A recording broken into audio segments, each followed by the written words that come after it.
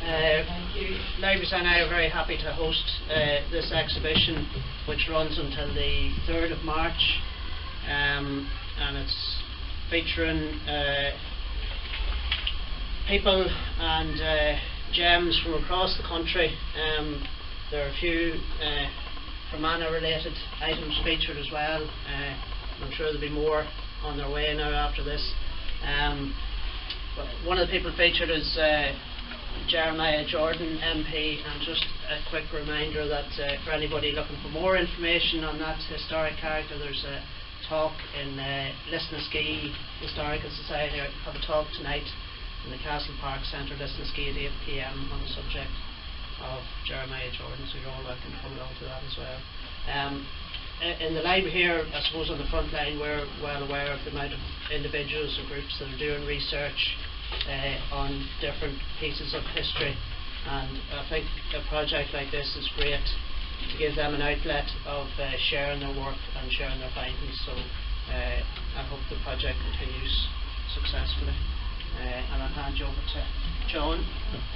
Thank you very much, Sean. Thank you. I'll not keep you long, hopefully. It's an opportunity for us as a federation, I suppose, to come to Fermanagh, which has a long association with Federation for Local History and so on. It's been there for a large number of years. This particular programme at Hidden Gems and Forgotten People started about 4 years ago by the two History Federations of Ireland coming together and deciding on this as a local project that could be sold, in a sense, on a countrywide basis. And we had launched, I think, 4 years ago by Michael D. Higgins at the National Library, and it has progressed since that, maybe more slowly than we'd hoped, but there are more and more societies now taking part and coming. It's very much a celebration of the past, and especially of the local past, and it gives local societies and groups and people an opportunity of highlighting something in their district, in their particular part of the country that's especially it was noteworthy. And many of these people, for example, from the past, who are from the localities, have been forgotten. This is an opportunity to bring them back to life again, as it were. Not quite, but into national consciousness again. And so it's about the past and the local past.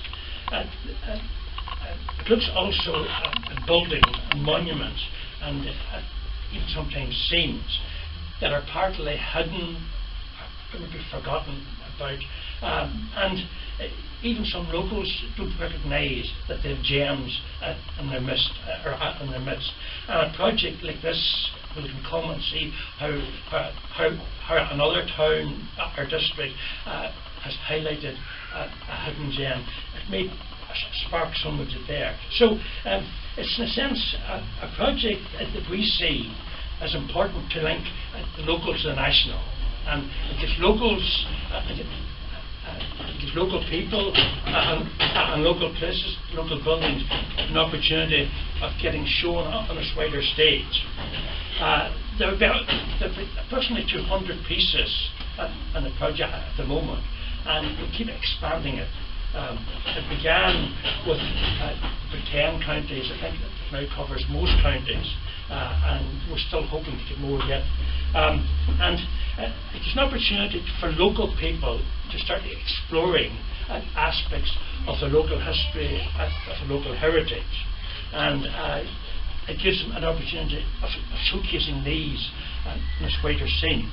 And the feedback that we've got so far from the different exhibitions, and we've held a number in the different counties. This is the 6th, possibly 7th, I think, because we're last week in Donegal, so with 7 counties covered so far, with Ballymena and the Commune probably. So the feedback suggesting that it's an enjoyable project people come to see. It stimulates them. It lets them see what could be done in their district and their county. So something that we hope people go away from and say, God, leave something that's as good as that. I must get some forward. And that's the whole purpose of it, is to get more and more contributors. We obviously have been going now with it for 5 years, for 4 years, sorry, and as I say, it's keep rising. It's been largely supported by the library service, and we've had our different presentations in the main county libraries, and that gives an opportunity for more and more people to come and see it. And what we always say, it's not a complete project, it's a starting point, and it looks to see how you can use it to develop your particular group in your particular place. We accept nominations from societies, from groups of different sorts, from anybody at all that thinks that they have a project that's going forward, we'll welcome it. There's details here of how you contact at the Federation, and you can leave it with you, and website or by phone or by post.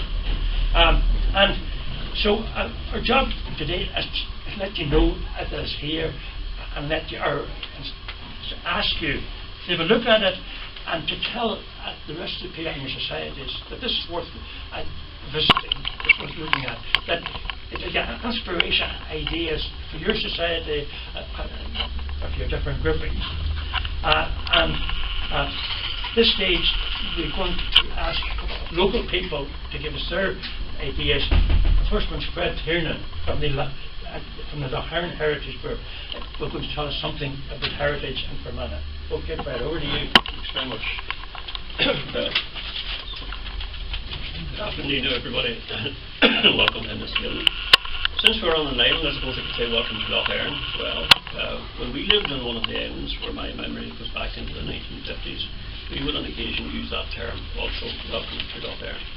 Back then, people came and camped on the shore opposite where we lived, and some hardy souls came down the dock and stayed overnight on some of the islands, sleeping under the upturned boat.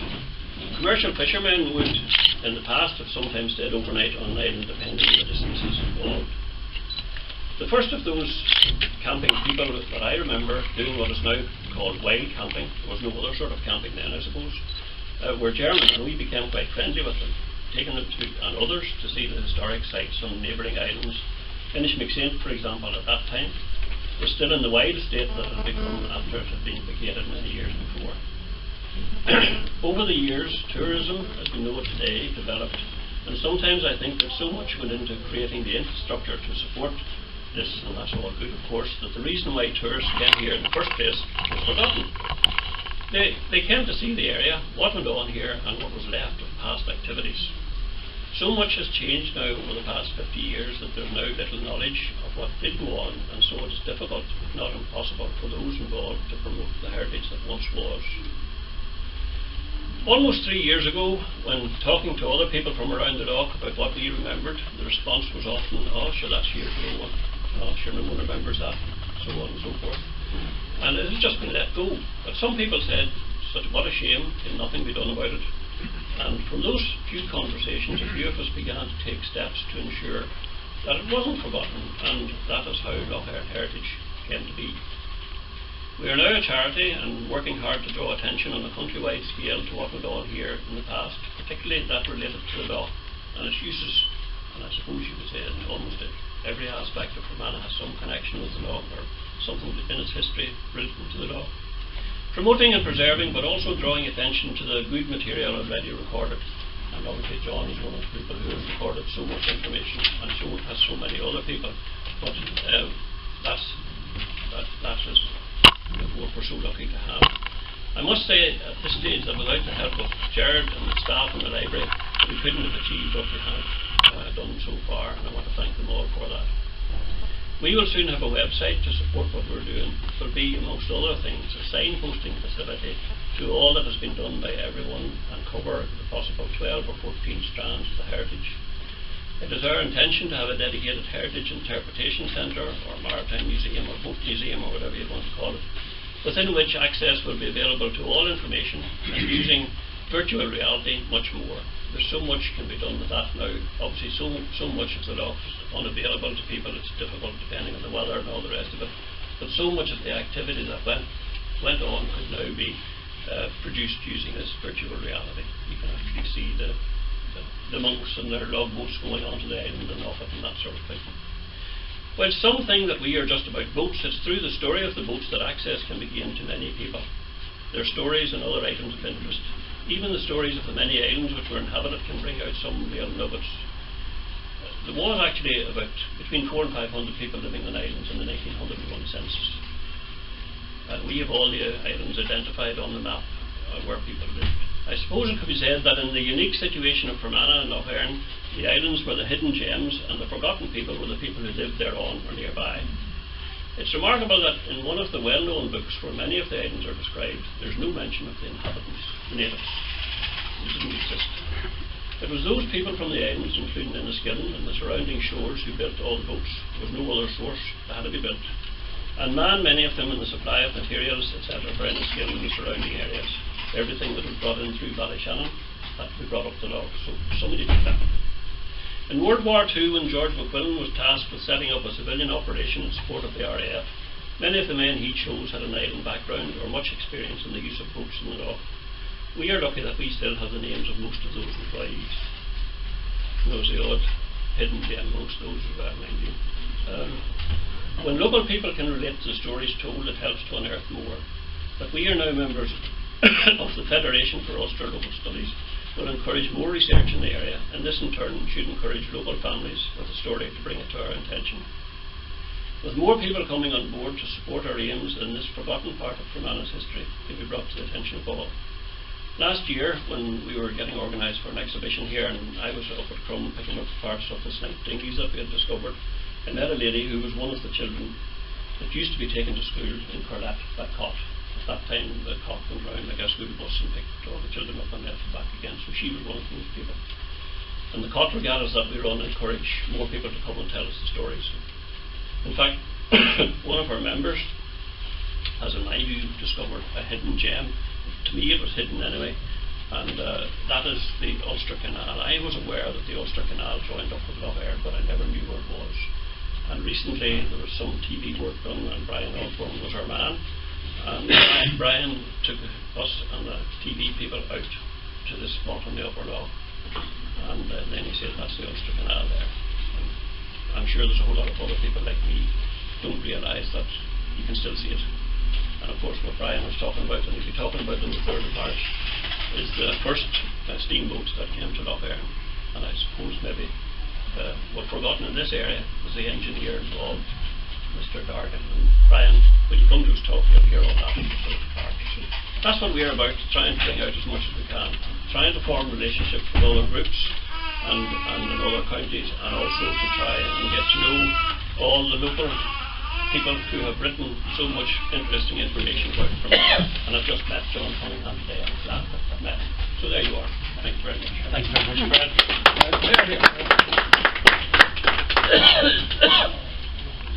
That's a sort of a programme that I wasn't aware of. Thank you very much for coming along. Now we'll move to the next speaker. This man, I suppose, is Mr. Fermanagh, as far as local history and local studies is concerned. He's been working at local history, writing it, researching it, talking about it for probably 40 years.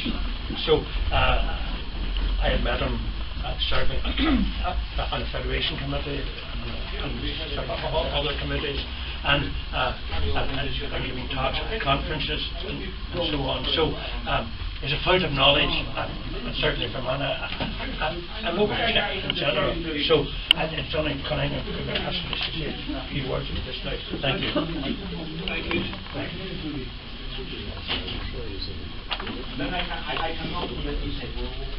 Well, ladies and gentlemen, it's a good pleasure and indeed honour to be asked to launch this exhibition entitled The Hidden Gems and Forgotten People Project. This is the last of 6 launches since September 2016 in libraries in Belfast, Ballymena, Derry, Downpatrick, Omagh and Letterkenny Library in County Donegal. The original launch was on the 8th of October 2015 in the National Library in Dublin by President Michael D. Higgins. who said connecting communities to their local areas, keeping alive the knowledge of special places, and preserving the memory of the people who have made your communities what they are is such an important contribution to the rootedness and diversity too of communities. To document these places and to celebrate these people and to recover them in memory is admirable. Most communities, both rural and urban, have hidden gems, places of local interest, marking an event or person of significance to the community. This project provides a platform where people can share their own hidden gems and perhaps hear something new about their own locality. Such sharing forms a bond that contributes to the real sense of community. This is a joint project of the Federation for Ulster Local Studies, based on the historic 9 counties of Ulster and the Federation of Local History Societies, which covers the rest of Ireland. They plan joint events and projects, arrange exchange visits and trips to historical places at home and abroad. The Federation for Ulster Local Studies was set up in 1974 to promote and assist with the study and recording of the history, antiquities and folk life of Ulster, to develop communication and cooperation between local historical groups and between these groups and statutory and voluntary organisations. Currently there are over 90 affiliated member societies and 20 individual members. The Federation of Local History Societies is an organisation of about 100 members, established in 1981 to promote the interests of amateur historians and voluntary museums and to represent their views. The aims of the Federation are to encourage research in the fields of history, archaeology, folk life and folklore, to exchange information among affiliated societies through the medium of newsletters, publications, seminars, etc., to develop mutual support among affiliated societies, and to encourage the publication of information of historical interest and the better utilisation of archives. The aims of the project are to engage with local history societies and their communities, to encourage participation of the public generally as well as the societies in identifying, documenting and publicising lesser known places of local historical interest and people who have contributed to local, regional, national life or even more widely, but who are not commonly known, who have faded from the collective memory of their peers and succeeding generations. There are many hundreds of local unsung heroes and personalities and wonderful, quirky and interesting places in all 4 provinces whose inspiring stories should be recorded and celebrated. This is at the heart of the Hidden Gems and Forgotten People project and is available on the internet at www.hidden-gems.eu. Most districts can lay claim to sportsmen, storytellers and other characters of note that, while little known outside of their own communities, may be iconic within its history. This website provides everybody with an opportunity to rescue such forgotten personalities and hidden treasures from obscurity, and allows them to take their rightful place in the story of our national history by making your own contribution to the collection. The initial selection was provided by member societies from both federations, and contributions are welcome from individuals or organisations that have an interest in such places and people. All contributors will be identified on the web page concerned, and as new articles are added, they will be listed on the New Gems and Peoples page. The project is one of a number of activities undertaken by the Federation.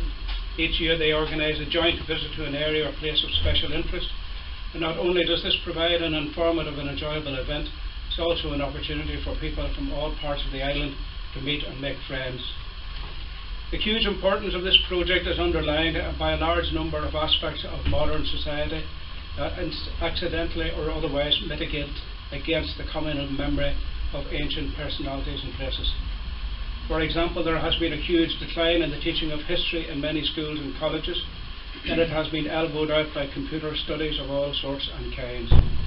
The onslaught of television and film, which often gives what we now term fake news, rearranges the past to jizz up the life and activities of people of the past, regardless of the factual and verifiable lives of these people, what they have done in the interest of the greater box office impact. The television in the corner has virtually obliterated the old practice of visiting neighbours' houses known as Caoilean, where the news and gossip of the countryside was circulated, but also the life and times of important local characters and places. And good old social media is all about the present, and the transient which barely acknowledges that a past exists at all.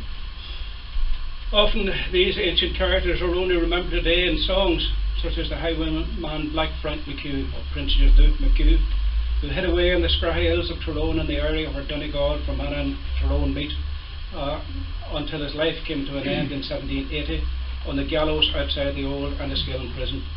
He was hanged with 4 of his comrades and is remembered in particular for his final speech.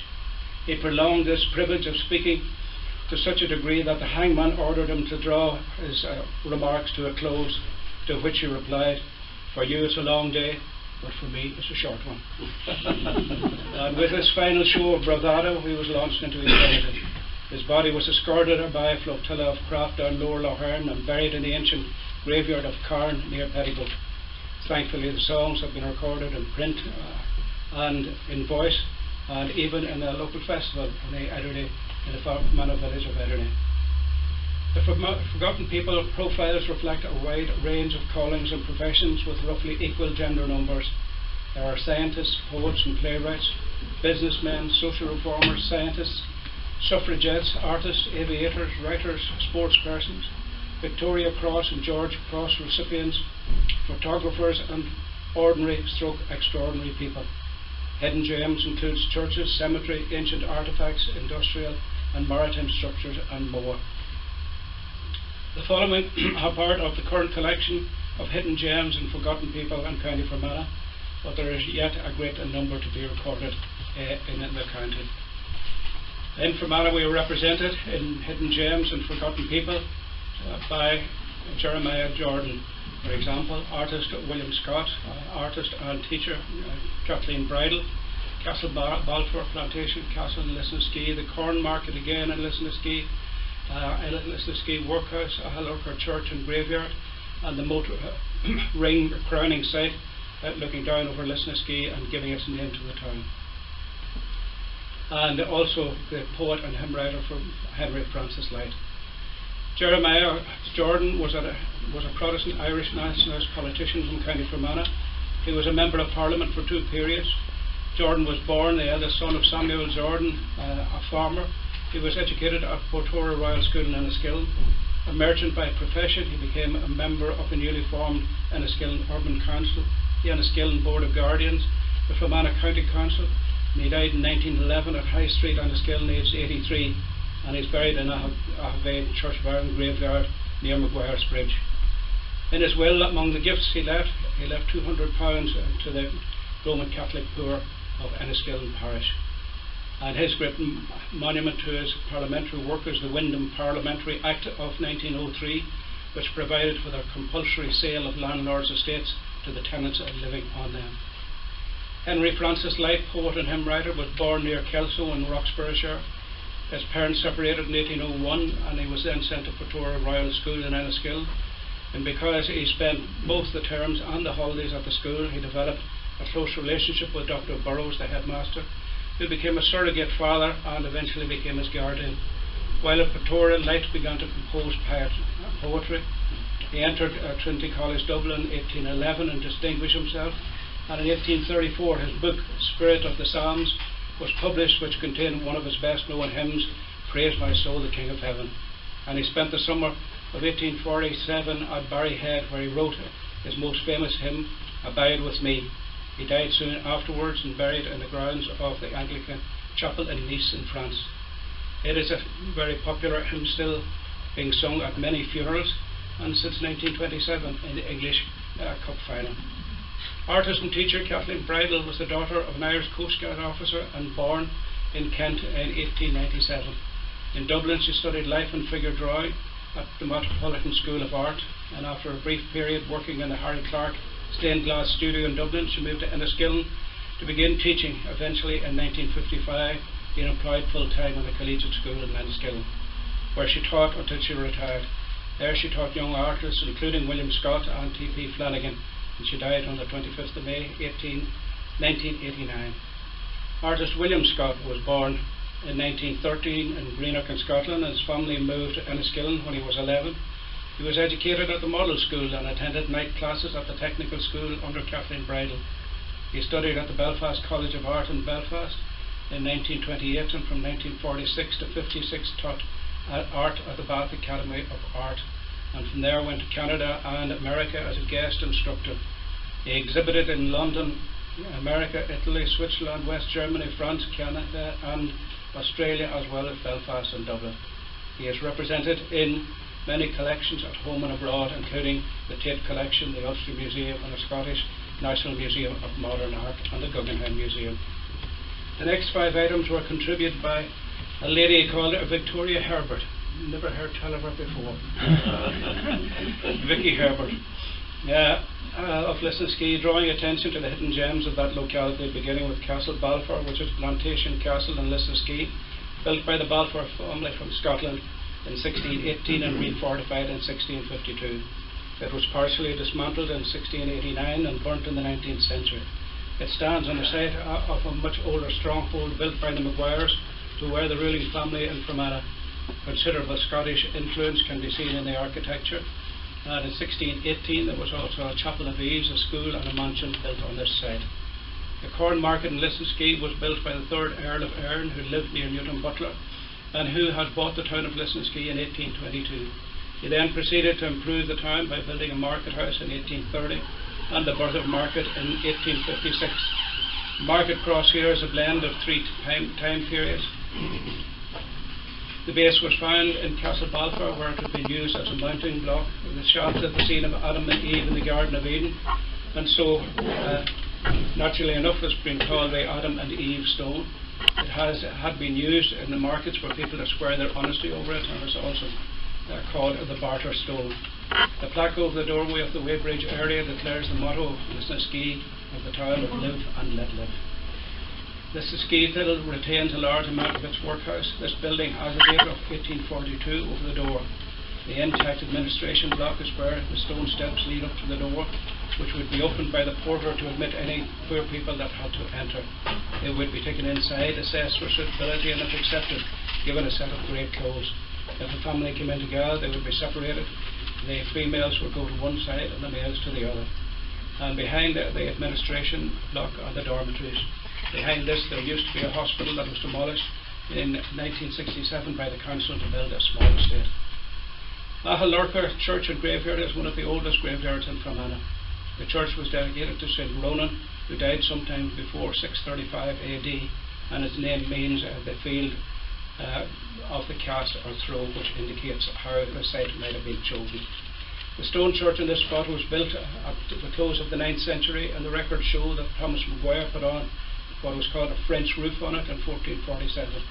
This was the church of the Maguire family, who lived and ruled from Lisnaskea and Derry. The site was desecrated in 1484 when Patrick MacEdmund Maguire was killed by his 5 brothers at the altar, and this was followed in 1486 by another murder at the gate when Don Maguire, son of Edmund, was killed by the sons of Thomas. The church was still standing in 1602 but recorded as ruined in 1622. Grave slabs include some to Balfour and Galbraith families, and one grave slab reads James Foster, who was killed in His Majesty's service, King William, in 1689. Finally, overlooking Lisnaskea is the Moat Ring because of its shape, and is also called Cornashee, which means the Hill of the Fairies, and Ski Garda, which means Assembly of the White Mare, or Assembly of the Shield, or Assembly of the White Thorn. All are possible translations because this was where the Maguire chieftains were inaugurated, and the White Mare as well as the Shield and the White Thorn were intrinsic to these ceremonies. This is also where Lisnaskea gets its name as the Fort of the White Thorn. Under the mound is probably a prehistoric grave site with curbstones around the circumference, but the only archaeological research has had to be non-intrusive, and the geophysical results were inconclusive because of the density of the mound. Despite the fact that we have an abundance of hidden gems and forgotten people in Fermanagh, we have been, apart from the examples above, as a county rather remiss in adding to this project. This is not to say that we have forgotten about them, as they are remembered in the numerous books produced in Fermanagh each year, and in particular in the annual Fermanagh-based journal called Fermanagh Miscellany, which has now passed its 12th annual edition and frequently commemorates historical figures and places, many unknown to the general public. Over the years, over the 12 years of its production, it has published something like 250 articles by 40 different writers with an association with County Fermanagh. A cursory glance at the list of writers and topics over the years sees at least 24 articles that could easily be reshaped to fit and format into the format of the Hidden Gems and Forgotten People. And just to name a few of these articles, for example, John Beaver Webb, who designed steam yachts in America, went to school in Pretoria, and also yachts for the America's Cup. St Malaise of Devonish Island, Castle Sanderson, Richard Cassell's renowned architect who got his first commission in County Fermanagh, John White, Florence Ford, Surgeon General to the First Fleet to Australia, Michael Barrett, Fermanagh Fenian and the last man to be publicly hanged in the British Isles, Samuel B. Horn, Balik, US Medal of Honour winner, Eleanor Rogers Cox, a largely forgotten Irish-American poet, born at Cavanagh Cross near Enniskillen.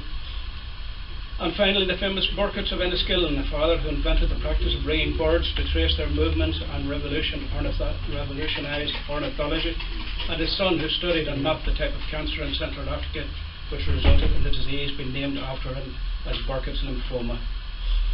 And myself and Fred made a little bit of history there today ourselves, just having a chat. We were exchanging email addresses, and I was pointing out that my email address is my grandfather's name, Adam Eves, Adam4Eves at AOL.com. And it turned out that my grandfather bought Ternan's pub in Ederney way back something like 1912 or something like that. So I was at the town where his pub was in Ederney originally, and my grandfather owned it. And then I was able to tell him when the family moved down to Pettigo what pub that we bought in Pettigo. So today, just in a chat, we come up with some interesting family information. There are easily followed guidelines on the internet to making a submission to this project, and is hoping that this exhibition will inspire many to contribute in the future. We hope that you enjoy the exhibition and will recommend it to your friends. Thank you very much.